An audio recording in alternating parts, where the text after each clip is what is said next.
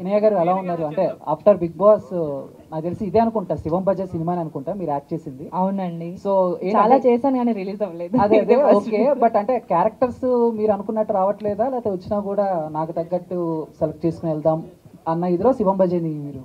లేదు, after big boss movies రావడం చాలా కష్టమని అందరికీ తెలుసు, అంత ఈజీగా రాదని కూడా తెలుసు. నేను కూడా వెయిట్ చేశాను. అండ్ నన్ను అంటే ఈ క్యారెక్టర్ నేను చేయగలను అని చెప్పి నమ్మి నాకు అప్సర్ గారు, డైరెక్టర్ గారు నాకు ఒక లైఫ్ ఇచ్చారు. I'm so happy and life full గ్రాటిట్యూడ్తో ఉంటా అప్సర్ గారికి. Thank you so much sir, నాకు ఫస్ట్ లైఫ్ ఇచ్చారు. అండ్ నేను ఈ మూవీ కూడా ఇంత ఫాస్ట్గా వస్తుంది అనుకోలేదు. దీనికి ముందు షూట్ చేసినవన్నీ ఇంకా అలానే ఉన్నాయి, ఏది కాలేదు.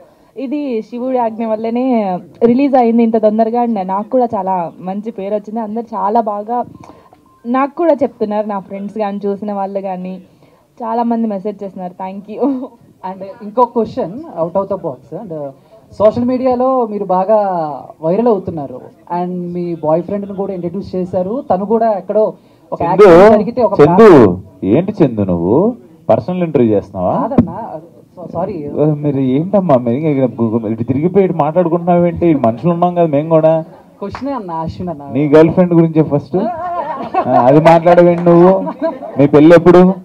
ఎప్పటి నుంచో చెప్తున్నా, 4 నెలలకు ఒకసారి పెళ్ళి అంటున్నావు, ఇంకా అవ్వట్లేదు. అది చెప్పు ఫస్ట్.